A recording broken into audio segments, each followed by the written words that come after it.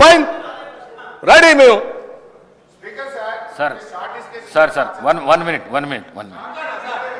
Minute Harish Rao గారు మీరు అడిగిన ప్రశ్నకు కరెక్ట్గా మీరు అడిగితే ఈ డైవర్షన్స్ కావు. ఈ డైవర్షన్స్ అయితే 1 అవర్ లోపల నీకు 10 క్వశ్చన్స్ ఏడగా కంప్లీట్ అవుతాయి.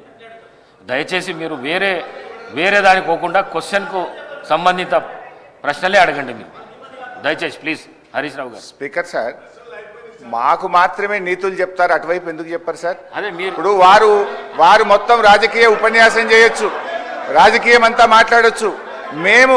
నేను I was confined to the subject sir, నేను డీవియేట్ కాలేదు. దయచేసి మీరు మా హక్కులను కాపాడాలి సార్. వికారాబాద్ ప్రజలు కూడా చూస్తున్నారు సార్, మా హక్కులు కాపాడాలి సార్. మీరు ఇక్కడ స్టార్ట్ అయితే అధ్యక్ష, స్పీకర్ సార్, మీరు ఒక విషయాన్ని క్లారిఫై చేయాలి. ఆ రకంగా శాసించడం కరెక్ట్ కాదు సార్. అధ్యక్ష, నాకు హరీష్ రావు గారి మీద చాలా హరీష్ రావు గారి మీద చాలా గౌరవం ఉంది అధ్యక్ష. వారు సీనియర్ సభ్యులు, గతంలో 10 ఏళ్ళు ఉన్నారు, అంతకుముందు కూడా ఉమ్మడి రాష్ట్రంలో ఉన్నారు, ఇప్పుడు కూడా ఉన్నారు అధ్యక్ష. వారు మాట్లాడితే పదే అసలు సభాపతి అన్నా సభా స్థానం అన్నా గౌరవం లేకుండా వాళ్ళు మాట్లాడుతుంటే ఎట్లా అధ్యక్ష? నిన్న అధ్యక్ష నేను చూశాను, బీఎస్సీ సమావేశం జరిగేటప్పుడు అధ్యక్ష వీళ్ళు చేసింది ఏంది, బీఎస్సీ సమావేశం జరిగేటప్పుడు నిన్న కూడా నిరసన చెప్పిపోయారు అధ్యక్ష. నేను అందుకే చెప్తాను, బీఎస్సీ సమావేశం జరుగుతూ ఉంది. 10 ఏళ్ళు బీఎస్సీలో ఏం చేసావు అధ్యక్ష? మీకు సభకి రాష్ట్ర ప్రజలకు కూడా తెలియాలి ఏం చేసావు అధ్యక్ష. బిజినెస్ సభలో ఏం బిజినెస్ జరగాలనేది అధ్యక్ష సభలో ఏం బిజినెస్ జరగాలో ఎన్ని రోజులు జరగాలనేది పైన సభాపతి స్థానంలో ఉన్నటువంటి పోచారం శ్రీనివాసరెడ్డి గారు అక్కడ కూర్చునేవాళ్ళు, అవతల నుంచి మీరు వచ్చేవాళ్ళు, యువతల నుంచి సిఎల్పి నాయకుడిగా ప్రతిపక్ష నాయకుడిగా నేను కూడా ఆ బీఎస్సీ మీటింగ్లో ఉన్నాను. ప్రతి సందర్భంలో ప్రభుత్వ పరంగా ముందుగా ప్రతిపక్షాలు అడిగి మీరేం చెప్పాలనుకుంటున్నారు, ఎన్ని రోజులు కావాలి మేము చెప్పేవాళ్ళం. చెప్పి ఈ అంశాలన్నీ తీసుకోవాలి, ఇన్ని రోజులు కావాలంటే సరే.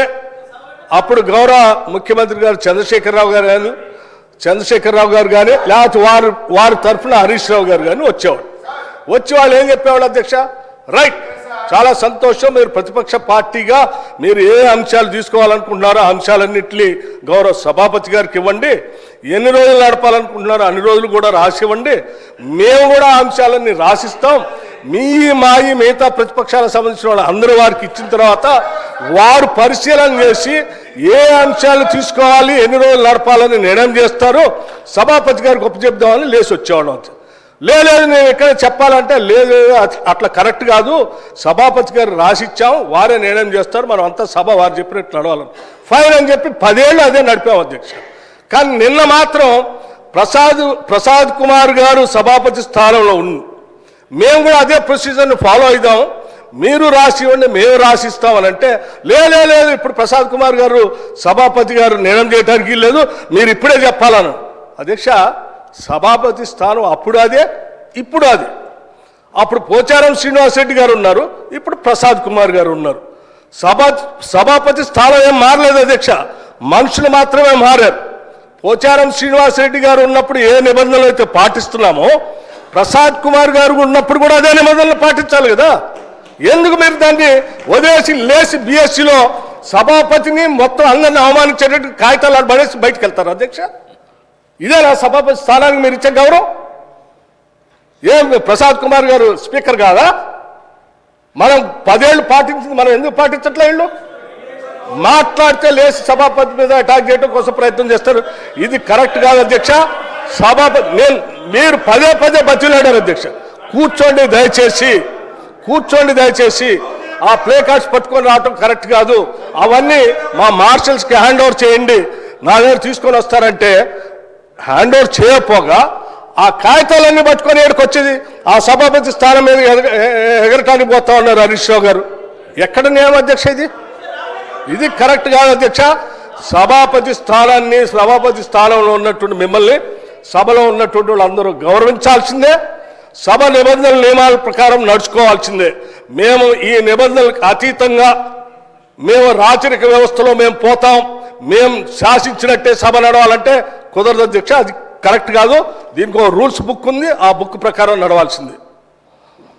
హరీష్ రావు గారు మీరు మాట్లాడుతూ వికారాబాద్ ప్రజలు చూస్తున్నారు అన్నారు. వికారాబాద్ ప్రజలు కాదు, రాష్ట్ర ప్రజలు, దేశ ప్రజలు, ప్రపంచ ప్రజలంతా చూస్తున్నారు. ఒక్క వికారాబాదే కాదు. దయచేసి ప్లీజ్. సార్ ఇప్పుడు ఒక విషయం, అవును, ఈ సభ జరుగుతున్న తీరును రాష్ట్ర ప్రజలు, సిద్దిపేట ప్రజలు, వికారాబాద్ ప్రజలు, దేశ ప్రజలు